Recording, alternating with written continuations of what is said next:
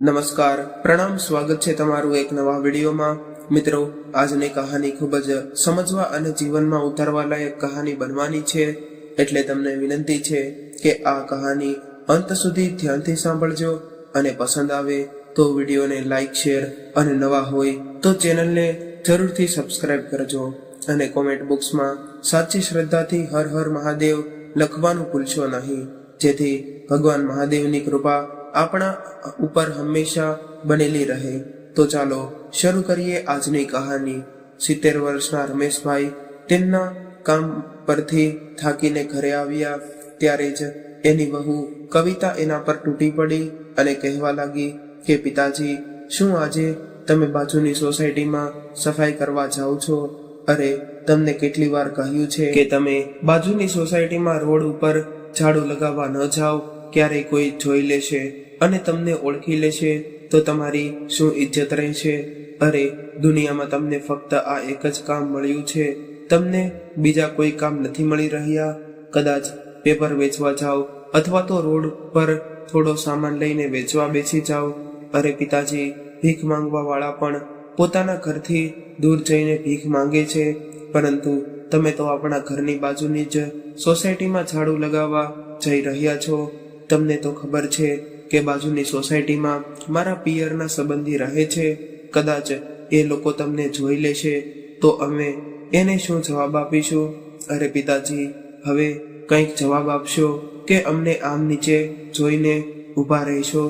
કવિતા પોતાના સસરાજી રમેશભાઈને ગુસ્સો કરીને આવું કહેતી હતી, એટલે રમેશભાઈ ગભરાતા કહેવા લાગ્યા કે વહુ, મને માફ કરી દે, મને ખબર નહોતી કે બાજુની સોસાયટીમાં તારા સંબંધી રહે છે। કદાચ મને ખબર હોત તો હું ત્યાં સફાઈ કર્મચારી બનીને ન જાત। હવે હું કાલે જ અમારા સાહેબને કહી દઈશ કે મને એ સોસાયટીમાં ન મોકલે। વહુ, મારાથી ભૂલ થઈ ગઈ છે, પરંતુ હવે મને ઘરની અંદર તો આવવા દે। ત્યારે કવિતા ગુસ્સો કરીને કહેવા લાગી કે બિલકુલ નહીં આવવા દઉં, અત્યારે તમે ઘરની અંદર નહીં આવી શકો। જરાક તમે તમારી સામે તો જુઓ, તમે તો આવા પરસેવાથી નીતરી રહ્યા છો અને કેટલી ખરાબ દુર્ગંધ આવી રહી છે, અને તમારા એટલે હું નથી ચાહતી કે એ લોકો તમને જોઈને ઓળખી લે અને એની સામે મારું નાક કપાઈ જાય, એટલે તમે ત્યાં સુધી નાહી ધોઈને આવશો ત્યાં સુધીમાં હું એને ચા પાણી પાઈને મોકલી દઈશ। આટલું કહીને વહુએ દરવાજો બંધ કરી દીધો અને રમેશભાઈ સરકારી નળ પર નાહવા માટે જતા રહ્યા। હવે તો સવારે તમારા બાળ બચ્ચાઓ સાથે રહીને નિવૃત્તિનો આનંદ લેવો જોઈએ, પરંતુ રમેશભાઈ તો કોણ જાણે ક્યાં વિચારમાં પડી ગયા હતા કે અચાનક જ જોરથી રડવા લાગ્યા અને કહેવા લાગ્યા કે અરે રાજુ, જ્યારે માણસનું કિસ્મત ખરાબ હોય અને સંતાનો લાલચુ હોય તો વૃદ્ધ પિતાના હાથમાં રોટી અને લાઠીની જગ્યાએ ઝાડુ પકડાવી દેવામાં આવે છે। રમેશભાઈ આટલું બોલ્યા ત્યાં તો રાજુને સમજવામાં વાર ન લાગી અને કહેવા લાગ્યો કે નહીં દાદા, હું નથી માનતો કે પિતા વૃદ્ધ થઈ જાય તો તેની લાઠીની તાકાત ઓછી થઈ જાય। કદાચ વૃદ્ધ પિતાના હાથમાં તાકાત ભલે ઓછી હોય, પરંતુ તેની લાઠીની તાકાત ક્યારેય ઓછી નથી થઈ શકતી। સમયની સાથે સાથે તેની લાઠીની તાકાત તો વધારે મજબૂત બનતી જોઈએ। ત્યારે રમેશભાઈ બોલ્યા કે રાજુ, તું શું કહેવા માંગે છે? એટલે રાજુ કહેવા લાગ્યો કે દાદા, તમને યાદ છે તમે જ્યારે અહીંયા રોજ ચા પીવા આવતા હતા અને દર મહિને હિસાબ કરતા, ત્યારે તમારા દીકરાઓની હિંમત નહોતી થતી કે તમારી સામે કંઈ બોલી શકે, પરંતુ જેવી રીતે તમારી ઉંમર વધવા લાગી અને તમે ખુદને કમજોર સમજવા લાગ્યા અને એ લોકોની સામે તમે તમારી લાચારી બતાવવા લાગ્યા, એટલે ધીરે ધીરે અહીંયા આવીને ચા પીવાનું પણ ઓછું કરી નાખ્યું। અરે દાદા, કોઈ પણ વ્યક્તિ ત્યાં સુધી વૃદ્ધ નથી થતો જ્યાં સુધી એ ખુદને કમજોર ન સમજે, પરંતુ તમે તો ખુદને કમજોર અને લાચાર માની લીધા છે અને બધું જ તમારા દીકરાઓના હાથમાં સોંપી દીધું છે। હું માનું છું કે તમને પેન્શન નથી મળતું, પરંતુ આ ઘર તો તમે બનાવ્યું છે ને? શું તમે જાણો છો તે તમે શા માટે તમારા દીકરા અને વહુથી ડરો છો? કેમ કે તમે આ બધી વસ્તુઓને ખુદ સ્વીકારી લીધી છે. જ્યારે તમે તમારી સત્તા સમયથી પહેલા એના હાથમાં સોંપી દીધી છે, તો પછી તમે તમારા લાલચુ દીકરાઓ પાસેથી એવી આશા રાખો છો કે એ તમારો આદર કરશે. કદાચ વૃદ્ધાવસ્થામાં તમે તમારા હાથમાં કંઈ નહીં રાખો તો દીકરા અને વહુને એના માતા પિતા બોજ લાગવા લાગે છે. દાદાજી, આ કળિયુગ છે. ત્યારે રમેશભાઈ બોલ્યા કે રાજુ, મને યાદ છે, આ દુકાન તારા પહેલા મારા પિતાજી ચલાવતા હતા. શું એ હજુ જીવિત છે? શું તું તેની સારી રીતે સાર સંભાળ રાખી રહ્યો છો? ત્યારે રાજુ હસીને બોલ્યો કે અરે દાદાજી, મારા પિતાજીની તો હવે ઉંમર થઈ ગઈ છે અને એ હવે બીમાર રહેવા લાગ્યા છે અને હવે તો એ પથારીવશ થઈ ગયા છે, પરંતુ હજી પણ એની સામે અમારું કંઈ નથી ચાલતું. ત્યારે રમેશભાઈ આશ્ચર્યથી બોલ્યા કે આવું કેવી રીતે થઈ શકે? એટલે રાજુ કહેવા લાગ્યો કે અરે દાદાજી, તમને શું જણાવું, બધા જ સંતાનો એક જેવા તો નથી હોતા. મારો નાનો ભાઈ પણ રખડું અને નિકમ્મો છે. એને તો ચાની દુકાન ખોલવાનું જરાય મંજૂર ન હતું, કેમ કે એ એવું સમજતો હતો કે ચાની દુકાન ખોલવી એ મારી શાનની વિરુદ્ધ છે. એટલે એ ઘરમાં બેઠો બેઠો અમારી કમાણી ખાતો હતો અને અમને જ ખરી ખોટી સંભળાવતો હતો.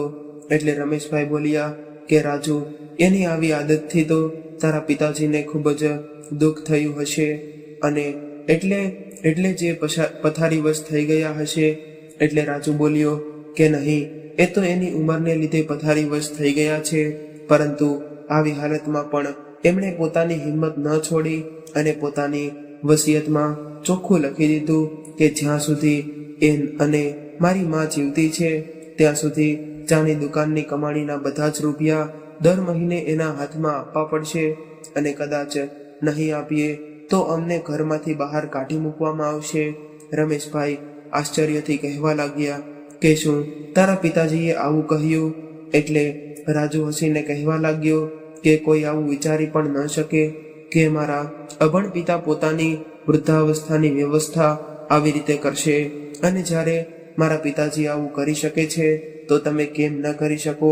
તમે વૃદ્ધ થઈ ગયા છો. આવું કહીને તમે તમારા બાકી રહેલા જીવન સાથે સમાધાન કેવી રીતે કરી શકો છો? દાદાજી, મેં તો અત્યાર સુધી નક્કી કરી લીધું છે કે હું મારા બાળકોને મારા જીવતા જીવ મારી કમાણીનો 1 રૂપિયો પણ નહીં આપું.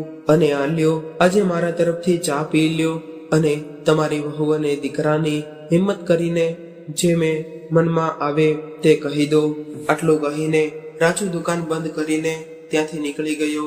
ઘરની દૂર બેસેલા રમેશભાઈએ જોયું કે ઘરનો દરવાજો ખુલ્લો હતો અને મહેમાન પણ જતા રહ્યા હતા. એટલે ઊભા થઈને ઘરે ગયા ત્યારે તેની નાની વહુ બોલી કે પિતાજી, તમે આવી રીતે અંદર ક્યાં દોડી આવો છો? બહાર જાઓ અને બાથરૂમમાં જઈને નાહી લ્યો. ત્યારે રમેશભાઈએ કહ્યું કે વહુ, હું તો નાહીને આવ્યો છું. એટલે વહુ કહેવા લાગી કે નાહીને આવ્યા છો તો આટલી દુર્ગંધ કેમ આવી રહી છે? એટલે તમે એક કામ કરો કે તમે હજુ એકવાર નાહી લ્યો, ત્યારબાદ અંદર આવજો અને પિતાજી, આ બધું અહીંયા નહીં ચાલે. આટલું કહીને વહુ અંદર જતી રહી અને બંને વહુઓ રમેશભાઈના દીકરાઓ પાસે જઈને એના કાન ભરવા લાગી. રમેશભાઈએ સમય કંઈ પણ ન બોલ્યા અને ગરમ પાણીથી સ્નાન કર્યું અને કપડાં બદલાવીને બહાર પોતાના રૂમમાં જતા રહ્યા અને બારીએથી બહાર જોવા લાગ્યા.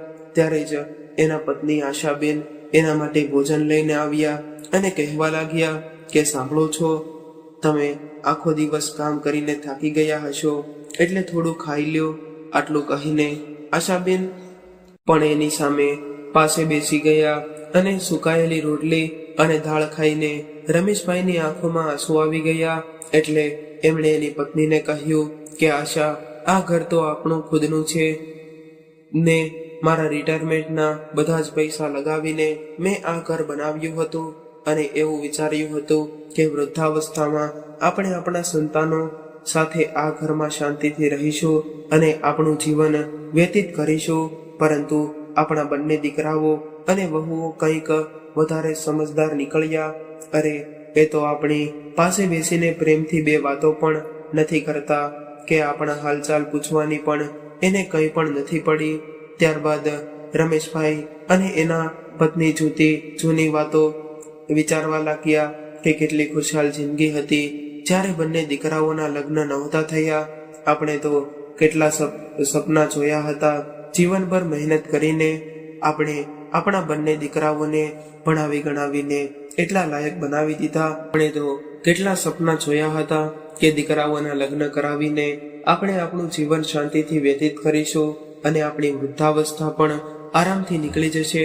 પરંતુ કદાચ કિસ્મતને કંઈક બીજું જ મંજૂર હતું અને જ્યારે બંને દીકરાઓના લગ્ન થયા એટલે તેમનો વ્યવહાર બદલવા લાગ્યો. બંને દીકરાઓના ઘરે બબ્બે બાળકો થઈ ગયા અને હાલત ઘરના બટવારા સુધી પહોંચી ગઈ. ત્યારે જ અચાનકથી આશાબેને રમેશભાઈના હાથ પર હાથ રાખ્યો અને કહેવા લાગ્યા કે તમે આવી વાતો કેમ કરી રહ્યા છો? તમે થાકી ગયા છો એટલે અત્યારે તમે આરામ કરો. શું આજે ફરીથી આપણી વહુઓએ તમને કોઈ અપમાનજનક શબ્દો કહી દીધા છે? ત્યારે રમેશભાઈ ભીની આંખે કહેવા લાગ્યા કે નહીં, મને કોઈએ કાંઈ નથી કહ્યું. પરંતુ રમેશભાઈ પોતાની આંખોમાંથી વહી રહેલા આંસુઓને રોકી ન શક્યા અને એના આંસુઓએ આશાબેનના હાથ ભીના કરી દીધા અને કંઈ પણ કહ્યા વગર જ એનું બધું જ દુઃખ જણાવી દીધું. અને એક સાથે એ પોતાનું દુઃખ છુપાવ્યું હતું તો બીજાએ સમજી લીધું હતું. ત્યારે આશાબેન બોલ્યા કે ઘણા દિવસોથી આપણા બંને દીકરાઓ અને વહુઓ ફળિયામાં બેસીને અંદરો અંદર કંઈક વાતો કરે છે. શું તમને ખબર છે? ત્યારે રમેશભાઈ બોલ્યા કે મારે જે રસ્તા પર જવું નથી એ રસ્તાનું સરનામું શા માટે પૂછી રહી છું? એટલે તું અત્યારે સૂઈ જા અને હા, તું મારી ચિંતા ન કરતી. હું જ્યાં સુધી જીવતો છું ત્યાં સુધી તને કોઈ પણ પ્રકારની તકલીફ નહીં થવા દઉં. હું ભલે વૃદ્ધ થઈ ગયો છું અને કમજોર થઈ ગયો છું, પરંતુ મારી લાઠીમાં હજુ પણ તાકાત છે. આટલું કહીને એમણે આશાબેનને વિશ્વાસ અપાવ્યો અને આંખો બંધ કરીને સૂઈ ગયા. બીજા દિવસે સાંજે જ્યારે નાની વહુ રીના બોલી કે શું વાત છે પિતાજી, આજે તમે કામ પર ન ગયા અને આજે કામ પર નથી ગયા તો આજે ખાવાનું કેવી રીતે ખાશો? ત્યારે મોટી વહુ બોલી કે અરે, આજે એને ઘરમાં જ રહેવા દે. તને ખબર છે ને કે કાલે શું થવાનું હતું? કાલે તો આપણી ઇજ્જત ધૂળમાં મળી જવાની હતી. આટલું કહીને મોટી વહુએ બધી જ વાત રીનાને જણાવી દીધી. એટલે નાની વહુએ કહ્યું કે ચાલો કંઈ વાંધો નહીં, એક દિવસ મફતનું ખાવાનું ખાઈ લેજો. આટલું કહીને બંને વહુઓ હસતી હસતી ત્યાંથી નીકળી ગઈ. 2 દિવસ બાદ બપોરે બંને દીકરાઓ રમેશભાઈને કહેવા લાગ્યા કે પિતાજી, અમે ઘણા બધા દિવસોથી કંઈ વિચારી રહ્યા હતા અને ઘણો બધો વિચાર કર્યા બાદ અમે એ નિર્ણય પર પહોંચ્યા છીએ કે આ મકાન વેચી દઈએ. હવે આ ઘર નાનું પડે છે અને બાળકો પણ મોટા થઈ ગયા છે. ત્યારે બંને વહુઓ પણ કહેવા લાગી કે આમ પણ આ ઘર જૂનું લાગી રહ્યું છે અને અમારા સ્ટાન્ડર્ડ માટે મેચ નથી થતું. એટલે રમેશભાઈ બોલ્યા કે દીકરાઓ, આ ઘર વેચવાનો નિર્ણય તમે બંનેએ કેવી રીતે કરી લીધો? એટલે નાનો દીકરો રાજીવ બોલ્યો કે પિતાજી, આ ઘર વેચીને અમે બંને ભાઈઓ પૈસા વહેંચી લઈશું અને થોડી લોન કરીને બંને અલગ અલગ ફ્લેટ ખરીદી લઈશું. આવું સાંભળીને રમેશભાઈ અને આશાબેન એકદમ ચૂપ થઈ ગયા અને બંને દીકરાઓ સામે જોવા લાગ્યા. ત્યારે મોટો દીકરો બોલ્યો કે પિતાજી, તમને નહીં સમજાય કે અમે લોકો કેટલી પરેશાનીઓથી ગુજરી રહ્યા છીએ. એટલે ઘણો બધો વિચાર કર્યા બાદ અમે આ નિર્ણય લીધો છે. ત્યારે જ આશાબેન બોલ્યા કે હા દીકરાઓ, હું જોઈ રહી છું કે આ બધા વિચાર વિમર્શ 2-3 મહિનાથી ચાલી રહ્યા છે.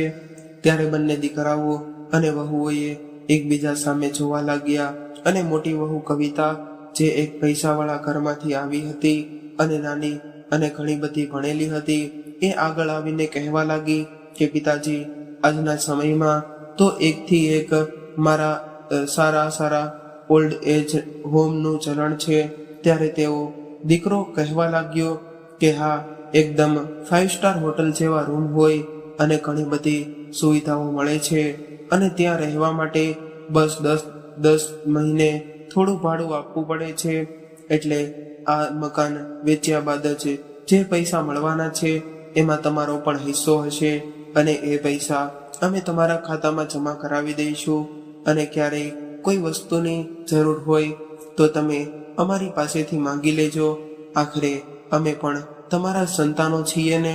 ત્યારે નાનો દીકરો કહેવા લાગ્યો કે પિતાજી, ભાઈ અને ભાભી બિલકુલ સાચું કહી રહ્યા છે, કેમ કે અમારા પરિવારના ખર્ચા ઘણા બધા વધી ગયા છે અને બાળકોના ભણતરમાં ખૂબ જ ખર્ચા થઈ રહ્યો છે.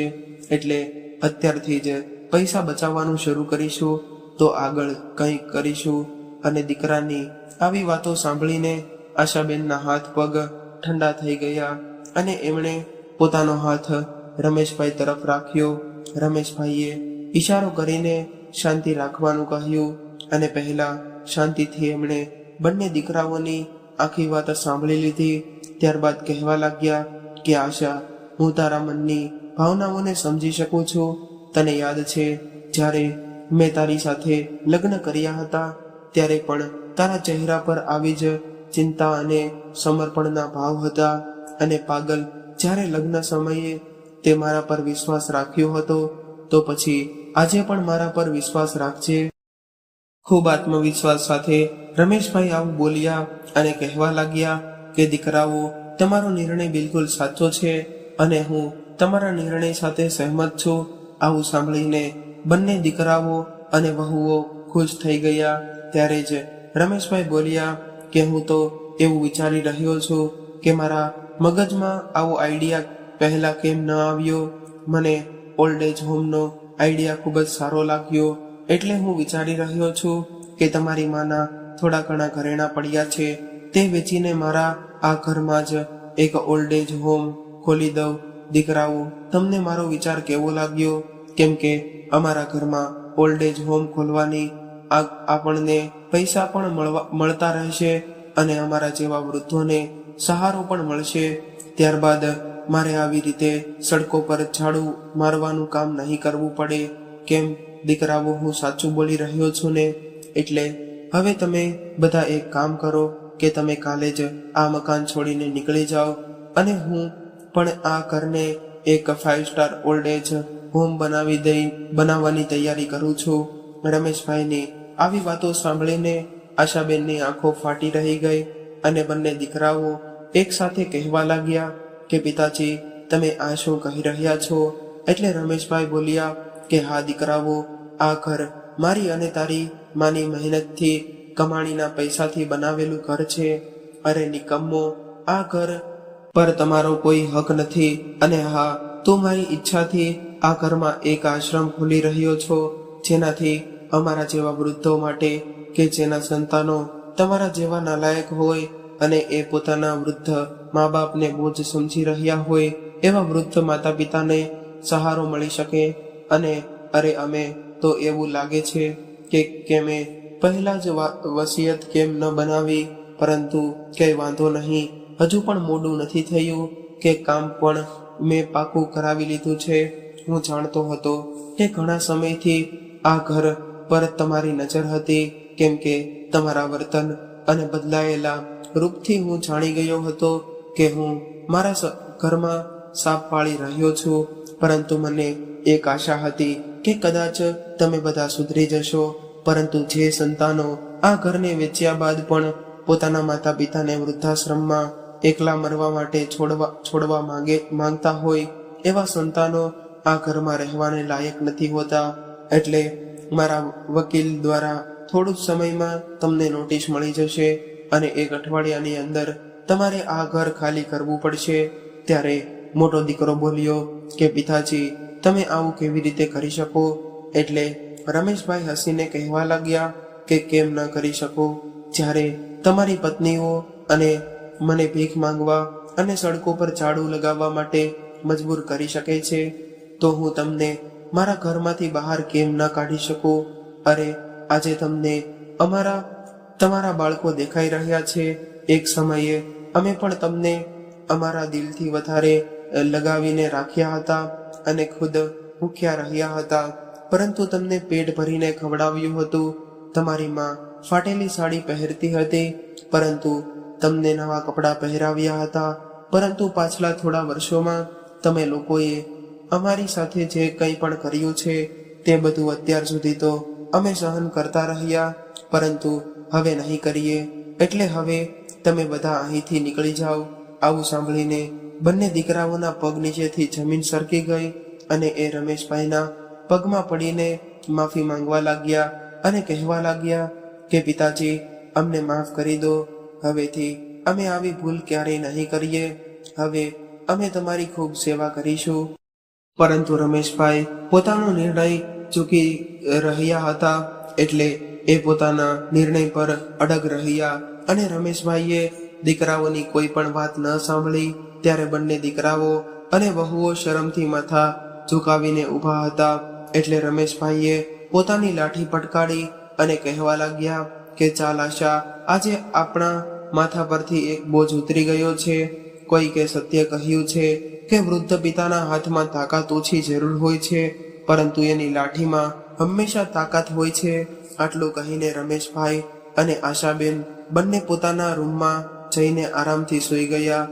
બંનેના ચહેરા પર આજે પહેલીવાર અસીમ શાંતિ હોય એવું જોવા મળી રહ્યું હતું અને બંને દીકરાઓ અને વહુઓએ બીજા દિવસે ઘર છોડીને જવું પડ્યું.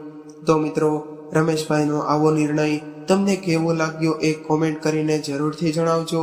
અને વિડીયો પસંદ આવ્યો હોય તો લાઈક કરવાનું ભૂલશો નહીં અને નવા હોય તો ચેનલ